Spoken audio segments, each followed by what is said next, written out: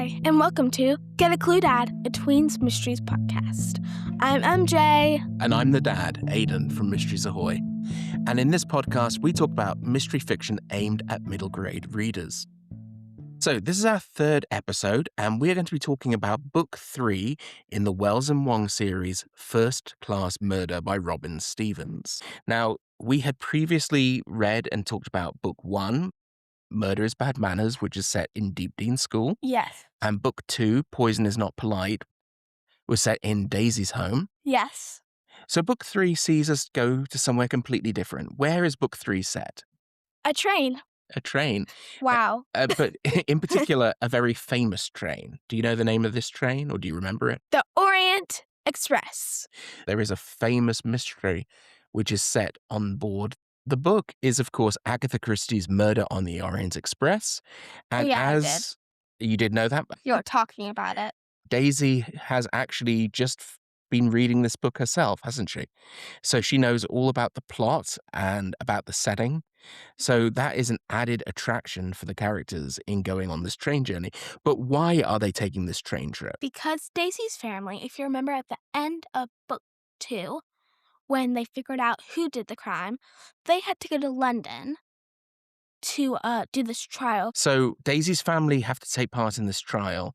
What does that mean for Daisy? Do they want Daisy hanging around? No. And so who steps in? Hazel's dad. The reason why he steps in is because he thinks that Hazel will, imprint on Daisy and make her more like Hazel. So he thinks that Daisy is a bad influence on Hazel, but he thinks that Hazel could be a good influence on Daisy. So he has the idea that he's going to take her on this big trip across Europe on this fancy train. Which looks beautiful on the cover. The cover is a gorgeous illustration. Yeah. Like all of the books in the US series, it has this lovely illustrated cover. I actually think this might have been the first one to use the back cover with the curtains. The back cover looks like one of the windows in the compartment, doesn't it? Yes. I love the way that these books are styled, particularly the American editions. And they're on this train journey, and Hazel's dad has some rules, doesn't he? Yes. You have to be back at a certain time, no wandering without an adult. Mm-hmm. And if any murders were to happen, should Hazel and Daisy investigate them? No! No. But no investigation, no staying up past your curfew. they should read improving books, and they should sit quietly and work. And do puzzles and be boring.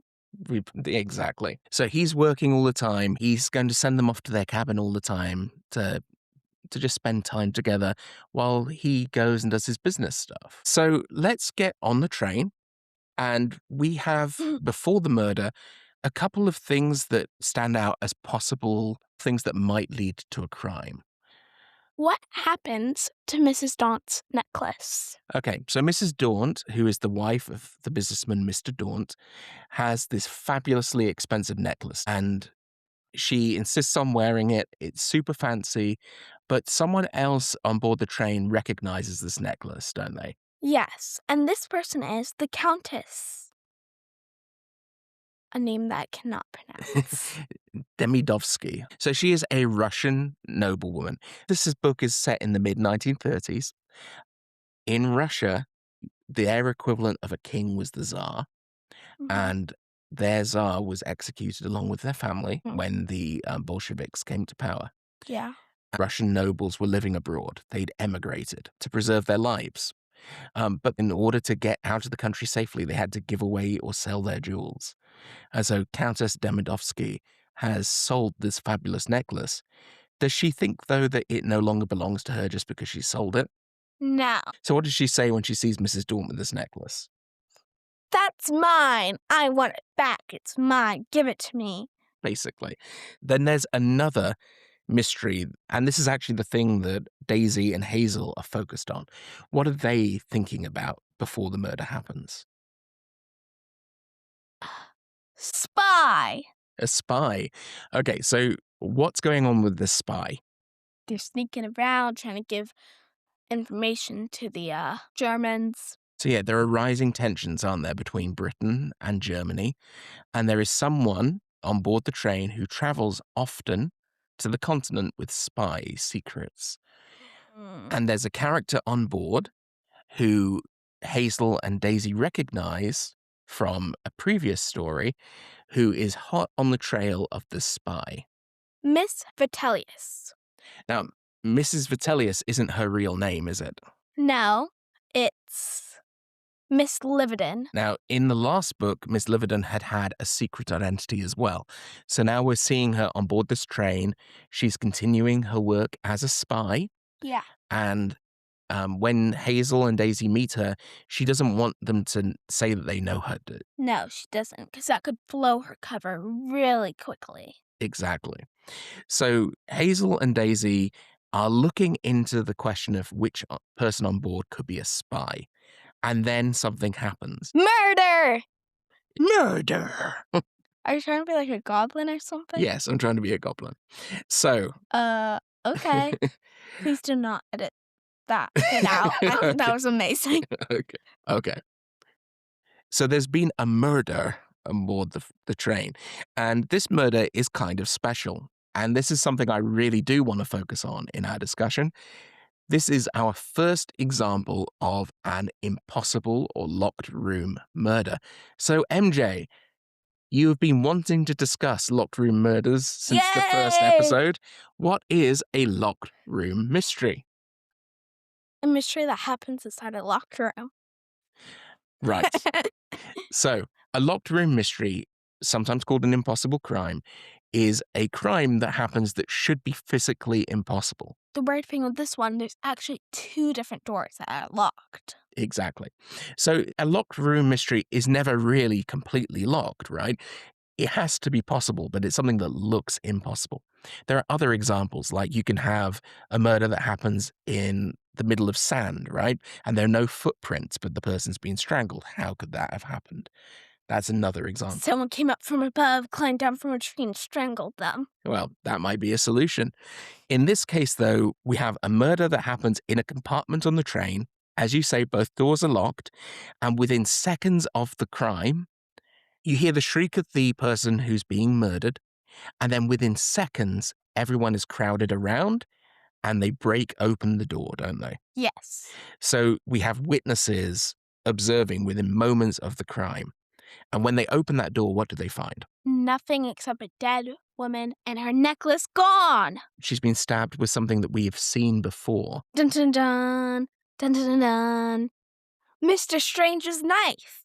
So Or letter opener. Exactly. Mr. Strange has a letter opener in the shape of kind of a dagger, doesn't he? Yeah. Now, I wanted to ask you, you've been really keen to get to an impossible crime. What did you think? How did it differ from the other kinds of stories that we read? It was more exciting. It was funner. So our previous mysteries, we've always talked about how there are some questions that we ask when a crime takes place. Do you remember what they are? Who? What? When? Where? Why? Okay, so those are our 5 usual questions, but when we have an impossible crime, we have another one. How? How? How becomes our real focus point, right? Yeah. Because if something is impossible, we need to know how you do something that looks impossible. So we're going to discuss how that was done later in your favorite part of the podcast. The spoiler alert. Exactly. So we're going to leave the discussion of how it was achieved until later. So let's talk a little bit about the investigation. And I know you wanted to say something about an aspect of this book that feels a little bit different than the others. In the past, we've had the 2 girls working firstly on their own, then they have a couple of helpers. In this book, though, they have a different situation. Who are they matching wits against? 2 people, actually. Okay, tell me about it. Alexander. Alexander is the grandson of the Countess. Exactly. And he has his own junior detective group, doesn't he? Yes. The Junior Pinkertons. Pinkertons were a special detective organization within the United States who had agents who were like highly trained private police people. And you find them quite often in very early mysteries. But we have another person who is a rival, even if he's not necessarily a particularly good one. Who is the great detective that they are matching wits with? Dr. Sandwich, the greatest name in history. Dr. Sandwich is your archetypal private investigator type character. He is very much your Roger Sheringham type character for those who have read the books of Anthony Berkeley. Who? Roger Sheringham is a very smart amateur detective. We could also talk about Lord Peter Wimsey. So the joke with Dr. Sandwich is that he has the same kind of background. He has apparently solved a case before, and one case before, and he didn't even solve the whole thing. He kind of figured out a bit of it, and he talks incessantly about how brilliant he is. So when the murder happens and he's in the right place, the other characters do what characters in Golden Age detective stories do. They put him in charge of the investigation. They say, we want to find the solution to this mystery before we arrive, which is exactly what Mr. Book does in Murder on the Orient Express with Hercule Poirot. The difference between him and Hercule Poirot is that Dr. Sandwich is an idiot. So what makes Dr. Sandwich not a very good investigator? He doesn't consider all the facts. No, it feels a little like he's trying to make the case fit and sometimes goes for the most obvious reading of everything. Once he gets something that seems to make sense, he doesn't ask any more questions, does he? No. And he gets an assistant, one who's actually smarter than him, And who's that character? Alexander Arcady. Okay, so we've already said Alexander is sort of a rival. He sets himself up as a junior Pinkerton. What is Alexander's relationship with Daisy and Hazel? They eventually start working together, sharing information. Mm-hmm. But why don't they begin working together? Because they don't want their dad to find out. I think she also wants to keep mysteries a thing between her and Hazel. Mm-hmm. I think there's some jealousy there, right? Once the murder happens, how do Hazel and Daisy go about investigating? At night. So they go to bed, and they communicate in Morse code. Yeah, they use that as a way of talking without talking. They do another thing as well with Hazel's notebook. Do you remember what they do with that?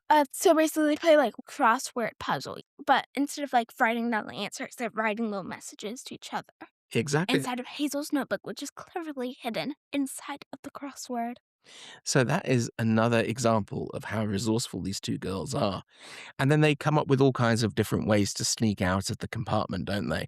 Sometimes they go for tea with Mrs. Vitellius, and basically they come up with ways to sneak out when they need to. They cause distractions, but having the dad there is definitely a challenge, right? Yes. And we have another challenge in that does Mrs. Vitellius or Miss Livenden really want the help from Daisy and Hazel? Not at all. Because it's her job. Now, in a moment, I think we're going to do that spoiler alert. Yay! But before we get there, what would you say was your review of this book? How did you compare it to the other ones? My favorite so far. They just keep on getting better. I'm just going to say, next thing you know, book 4 is going to be my new favorite. Okay, so what did you like so much about this book? How impossible it was. I did manage to get this one. I had a guess, got rid of the guess like 20th page. 20 pages afterwards, okay. Yeah, after I told you about that guess. And then I got one of them, turned my view to someone else, and then got the other one, and then finally put it together right before the end? Yeah. Okay. So one of the fun things, talking about reading a book together as father and daughter, I had already read this book. I got to this one first, and I read it super quickly. To my dismay. To your dismay. Well, as you were reading, though, you were talking to me about it, and you were sharing some of your thoughts and feelings.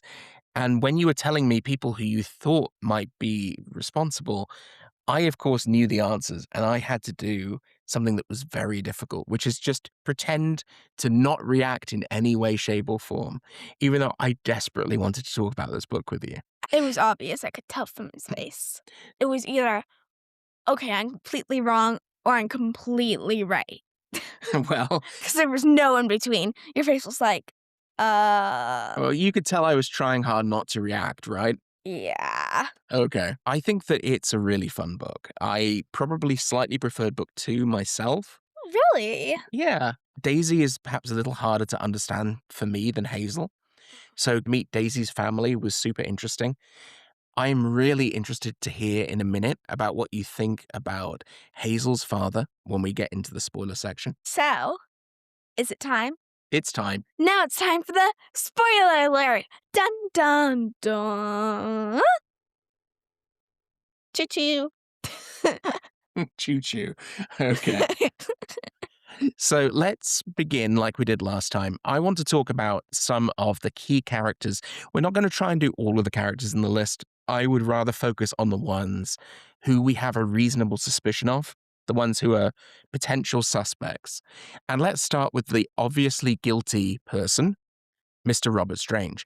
Now, I say that he's obviously guilty. I don't mean that he did the murder, but he is the person that everybody thinks did the murder. Yeah, So why do people think that he is responsible? because his knife was what was used. What are some of the possible things that also point to his guilt? Um, Probably because of all his notes, him needing the money, getting money from the will. He's in desperate need of money.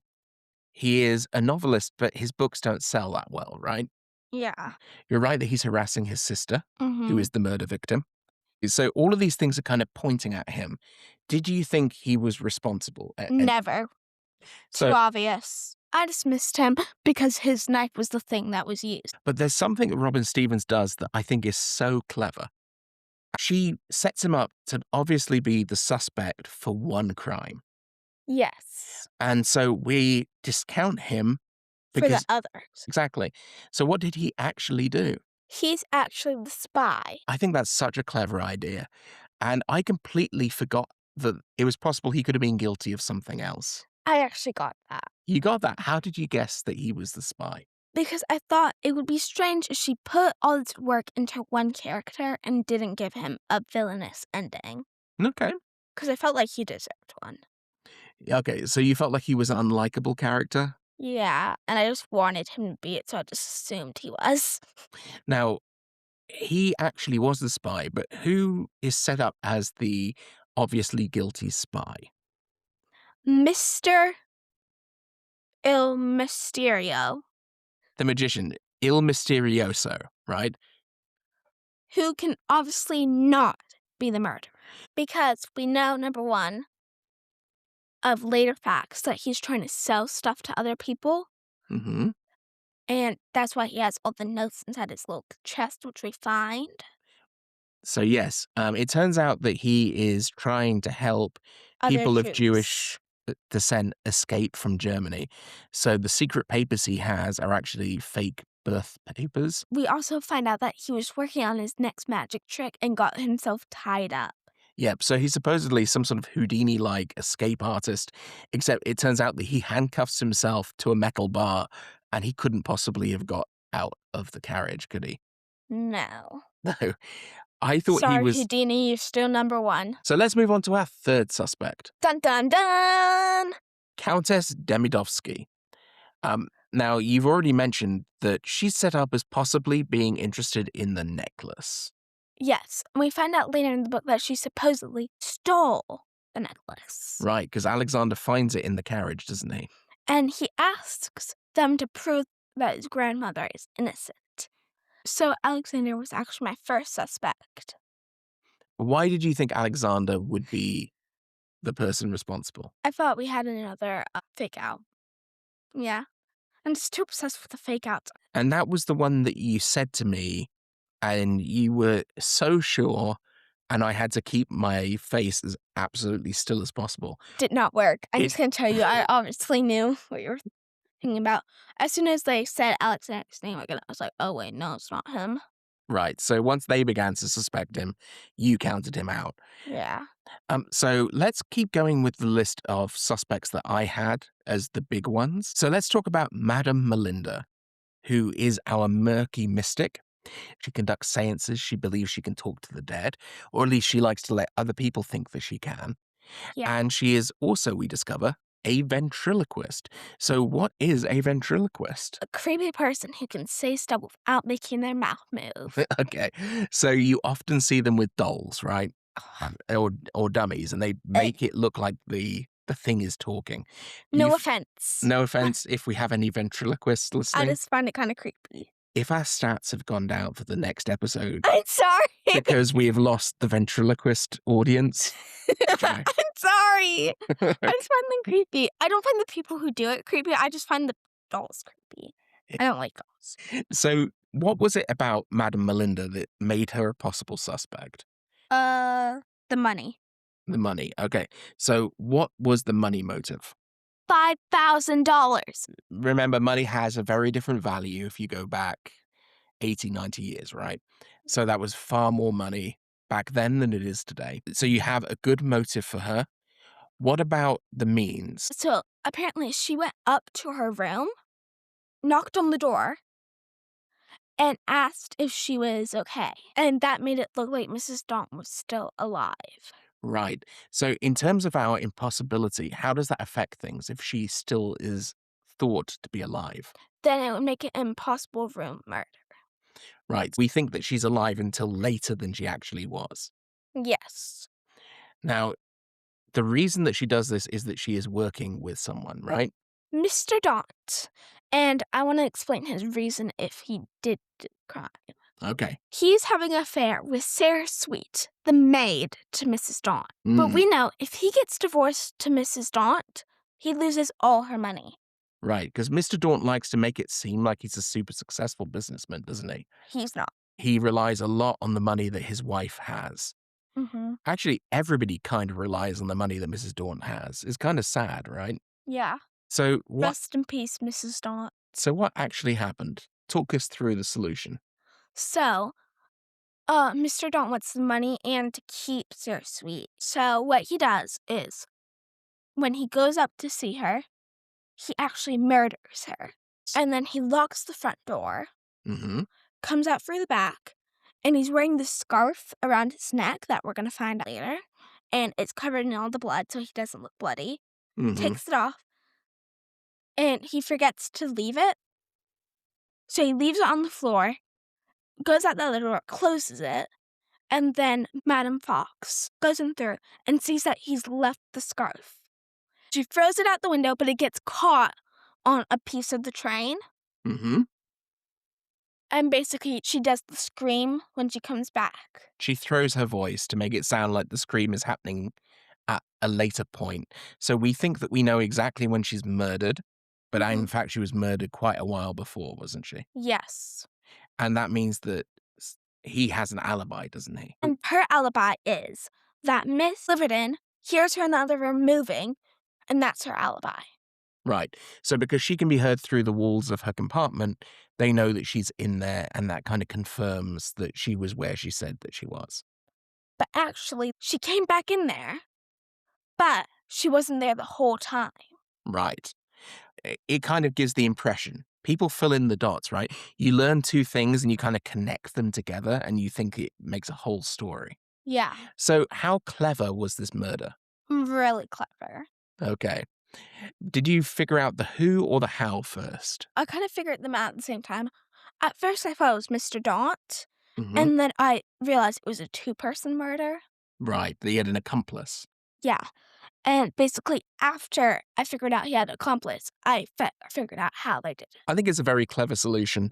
And I think the genius of it is you're paying so much attention to that you kind of forget all about the spy story, or at least I did. I did not. You did not? Because I had already figured it out before. Okay. I didn't do them at the same time. I figured out one of them on like halfway through the book.